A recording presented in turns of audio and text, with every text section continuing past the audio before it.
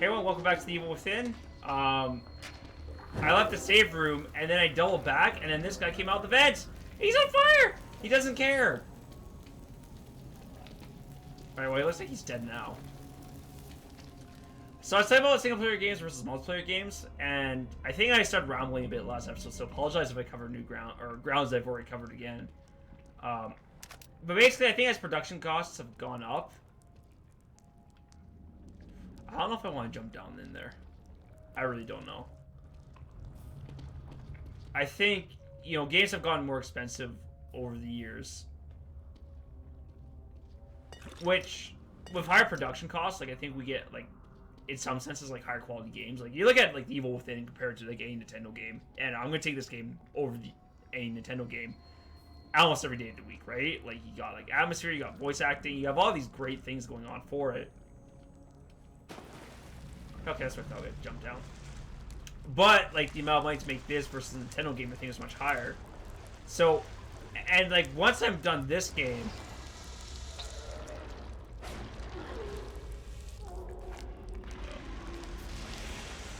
That sounds amazing.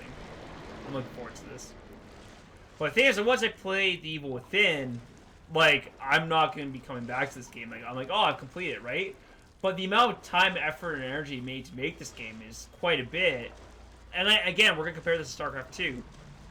Let's say for the sake of the argument, they both have similar production costs. Like, let's just say they both cost $5 million to make. Both games. And for The Evil Within, yes, I've been playing this for a few months now. And let's say, like, I'll be playing this for about 15 hours. But once I play for these 15 hours, like, I'm done. Like, I won't be coming back to this game. But for StarCraft II, I'll keep coming back to it because, you know, there's the multiplayer, there's the campaign. Like, the multiplayer component has the potential to add a lot more to the game's life.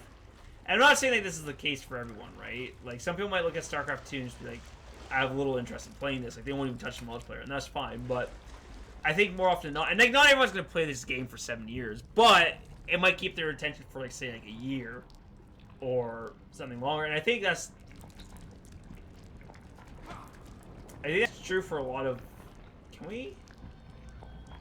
Okay, we can obviously get through to that grate from some other location, so we're going to try to do that.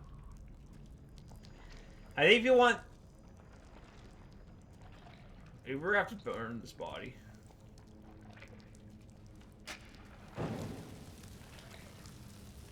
Amazing I can still burn while being submerged in water. I guess while we're out, we're going to head this way too. I think game companies want the people to play their games for as long as possible, which honestly, like, that makes a lot of sense, right? Like, who doesn't? And by having these continual updates to the multiplayer aspect, I think it's easier to keep people playing for that long of a time because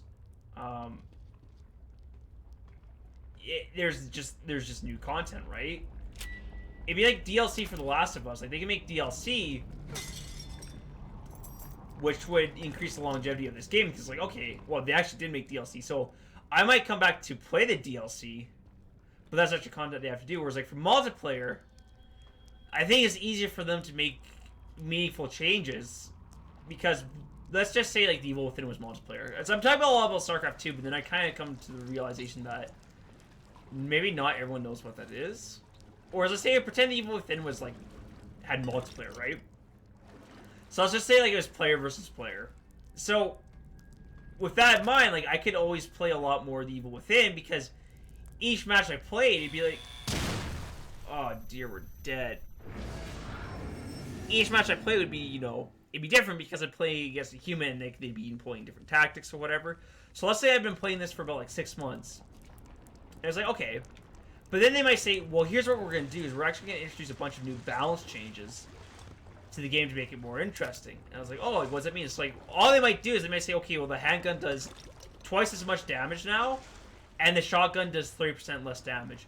Those are two pretty minor changes. Like, they don't have to make, like, a whole campaign or anything. Like, they just have to say, okay, like, this is what we're going to be doing. And then by doing that, I think they've added more life to the game because now I'm like, oh, like, I want to play more multiplayer because I want to see how the new handgun dynamic affects the online. because it's probably had a significant effect. We don't have any syringes. How about that? But it's relatively easy for them to do so, and it still keeps the game fresh because I think the crux of it just comes down to just having that human competition makes it that much more interesting in some ways, and I think that's not. I think I need to be careful. I need to either like just not mess with those or get better. That's twice now. I can't believe this happens. So I might just ignore them in the meantime. And I think part of the reason why I'm saying that the human aspect can make games more interesting, because then there's like this uncertainty, this unpredictability that we have in these games that increase the lifespan. And if you look at the Binding of Isaac, which for those of you who don't know, like, is a roguelike, but it's got a lot of like randomly generated stuff. Because it's got so much randomly generated stuff, people can keep playing the game and they get a different experience each and every single time. And I think that's what mostly comes down to, is that people need to get a unique experience each time they play the game. Well, they don't need to, but again, talking about The Last of Us, like, you locked out, like, even though I've died like these past like twice, past these 12, whoo boy, I'm gonna be the guy who's known for tripping over words, and I'm okay with that. I'm okay with that. I really am. I've died in this hallway like twice now, but each time I've done it, like, it's been the same experience. Like, go over, I burn the body, I burn this wall, I try and collect the ammunition, so on and so forth. Like, it doesn't offer anything new. Like, it's just something that happens, and like that's what I'm saying. Like, once I do this, we shouldn't, but I'm going to do it anyways.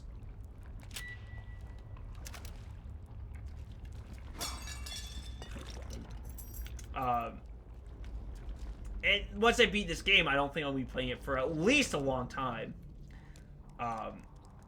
Because I've experienced the game.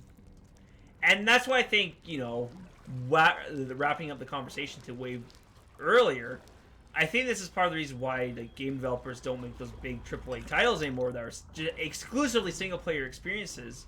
At least not often, because it's just like, well, once they've played the game, like, they've gotten everything from it.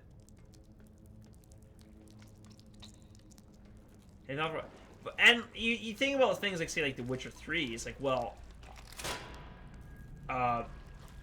it's a huge game, a lot of people bought into it. Like, and those games can still be successful, but people have been playing those games for, like, say, like The Witcher for, like, say, quite some time. Like, let me rephrase what I'm trying to say.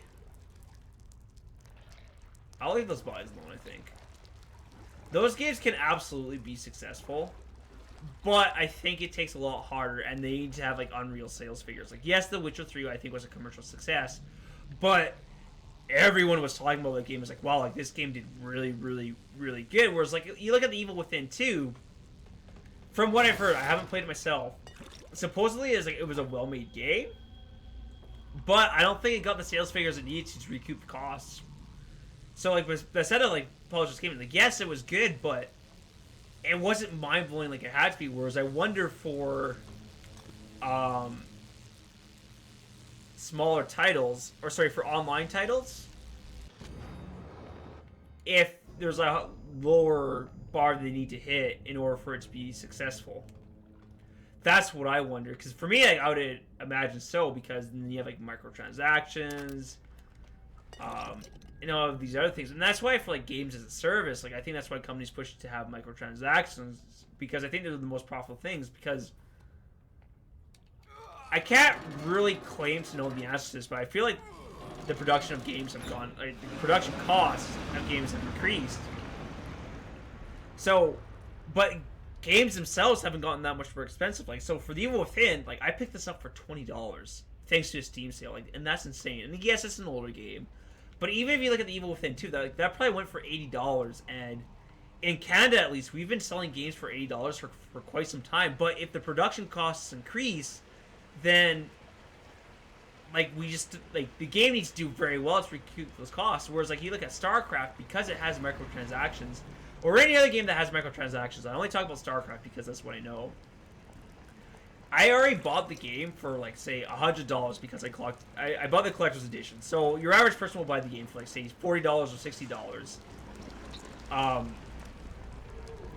But then afterwards, they might buy microtransactions, which that's that's more costs.